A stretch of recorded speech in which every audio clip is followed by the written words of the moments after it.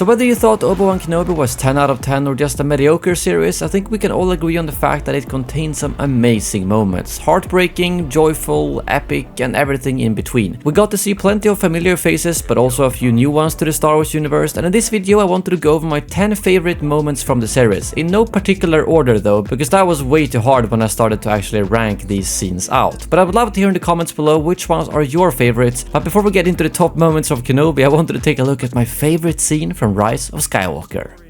Who are you? I'm Rey. Rey who?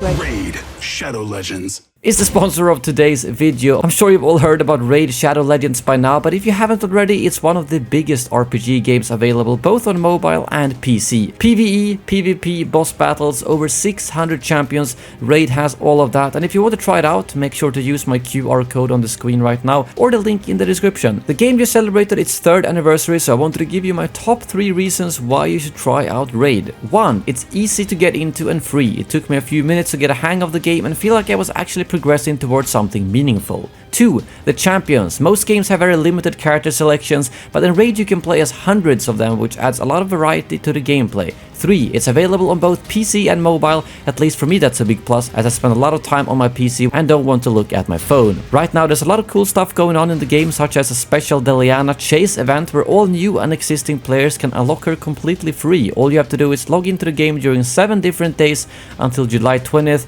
to get one of the strongest support heroes in the game for free. New players can also use code MyDeliana to receive free XP boosts and tons of silver. There's never been a better time to try out Raid, as if you use my QR code or link in the description, all new players will receive a free starter pack worth almost $30, including a champion, silver, XP boost, and much more. Just take a look at your inbox here to collect the reward. But now let's get back to talking about Obi-Wan Kenobi. So I found it really hard to actually pick up my favorite moments because there's so many good ones in there, and a lot of them are good for different reasons, whether it's writing, cinematography, acting, you know, there's a lot of reasons to like a scene basically. But let's just jump straight into it. One of the top scenes for me is actually the first time Obi-Wan sees Vader in episode 3, and when he specifically says the line, I am what you made me. That coupled with the music really gave me goosebumps, and I really love this part of the journey where Obi-Wan is just completely disconnected with the Force. And Vader could have easily killed him if he wanted to, but instead decided to let him go, as he wanted a proper fight with him to actually feel that satisfaction of proper revenge. So although the duel per se might not have been very exciting, I like the setting, the delivery, and the music as well. Next up we have Order 66 flashbacks. I mean, technically this is multiple scenes because they're pieced out over multiple episodes. Starting off, of course, when we get to see Reva training and her master gets taken down, and then later they show more and more of this during the season, and eventually we get to see Anakin actually stabbing Reva in the gut. So not only do I like it because it's a flashback from Order 66, but I thought the cinematography was really good, and the fact that we get to see it from the perspective of a youngling, which we haven't really seen before other than just jokingly talking about how Anakin killed all the younglings, but now they actually show that on screen and what potentially happened to some of the younglings that actually survived, such as Reva, who turned to the dark side for revenge. Next up we have a seemingly uninteresting scene, which is actually Obi-Wan down in the tunnels on Mapuso when he learns about the path.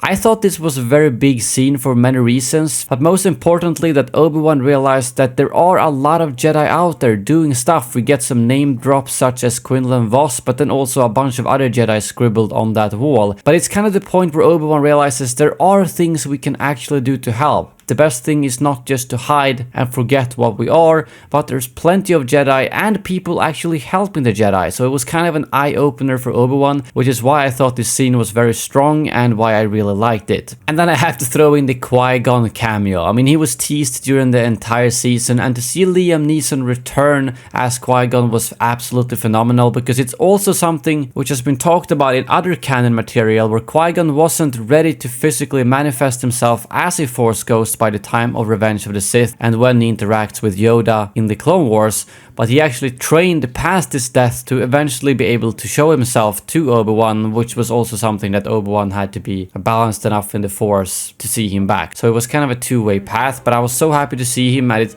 kind of made you feel better for Obi-Wan because now he's actually going to have a body to talk to, and I'm really curious what they talked about on that long journey, because there was probably a lot of things to be said about Anakin, that's for sure. I gotta have the flashback Anakin versus Obi-Wan duel here, because it was amazing to see Hayden Christensen and Ewan McGregor as well, of course, but this was the scene where we got to see the most of Hayden and his acting, because there was no mask, no hood, no anything. It was just a straight up, nicely acted and choreographed duel between Anakin and Obi-Wan, and the thing that was very good about this was also how it directly tied to the events on Jabim, and when Anakin was losing in the duel, he was also losing as Vader, and when Obi-Wan was losing in the duel, he was losing on Jabim as well. So the way they connected that entire episode between the flashback duel and what was happening on Jabim was done really, really well. And then we got the Vader versus Reva fight. Vader just showing how strong he actually is and what level the Inquisitors are actually at. They were purposely not made very powerful, and if they became too powerful, I think they killed them off. Because they were supposed to hunt younglings or weaker Jedi, not go after the Jedi Masters. And I think he shows that very clearly here. The choreography of this duel is amazing. The fact that he doesn't even need to use his lightsaber, but he basically just uses the Force to stop Reva and eventually splits her lightsaber and uses it against her, and then does this weird like boomerang throw and then ends up dual wielding the two lightsabers, almost similar to how Ahsoka dual wielded her lightsabers in Clone Wars, which was potentially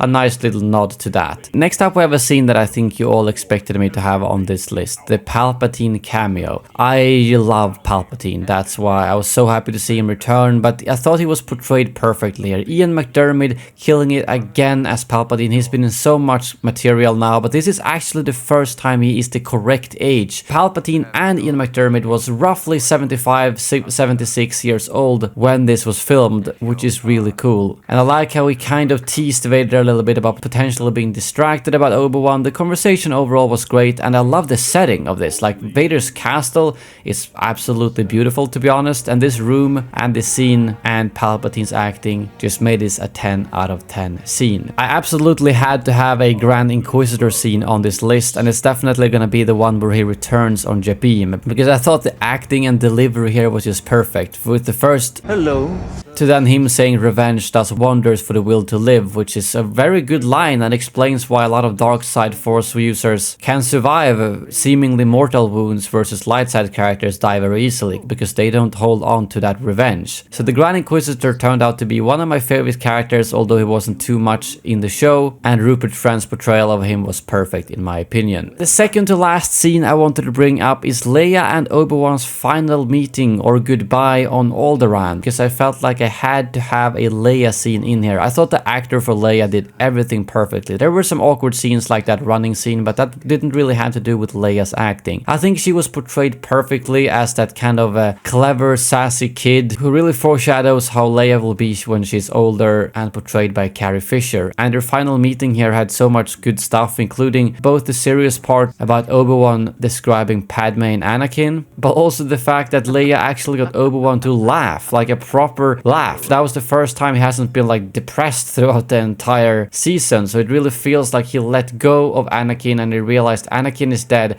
I need to focus on the positive and what I can do to help. So I thought this meeting was great, and Leia overall was great. Lastly, I of course had to have the duel between Vader and Kenobi in the last episode. I thought it was done fantastically. It showed in the beginning how Obi-Wan had reconnected with the Force, but maybe not fully, because Vader was still able to dominate him. But when he was buried under all those rocks, he realized that both Luke and Leia were dependent on him, and that's what the Jedi thrive and get their power from, helping others. And he really showed that so strongly. He reconnects fully and then absolutely dominates Vader, doing this godlike throwing rocks thing, completely outmaneuvering him in the duel, and eventually the scene ends with him talking with a broken Vader, which was also done so phenomenally, with the voice between Vader and Anakin shifting back and forth. Anakin's line about how it wasn't Obi-Wan who failed Anakin, but Vader killed Anakin, and the shift between blue and red in Anakin's face as well. Everything about this duel was great in my opinion, both the actual battle and the conversation they have after Vader's mask was broken. So I think those are my top 10 scenes, and this duel is probably my top one. The other ones was a bit hard to rank from 1 to 10 because they're so different, but there's a lot of important scenes in there. And I know I didn't have a scene with Reva. I really liked the story arc that Reva had. It just wasn't one particular scene that I thought was like top 10 worthy, but that's just my opinion. Although I did have her Order 66 flashbacks, which I think was a big part to why I really liked like Reva's character, because we got to see her build up from Anakin's betrayal all the way up until she tries to get revenge on Obi-Wan instead. But yeah, those are my top moments from Obi-Wan Kenobi. I would love to hear in the comments below what were your favorite scenes from the series, and maybe your worst scenes from the series as well. Let me know in the comments below. Thank you very much for watching, and as always, may the Force be with you.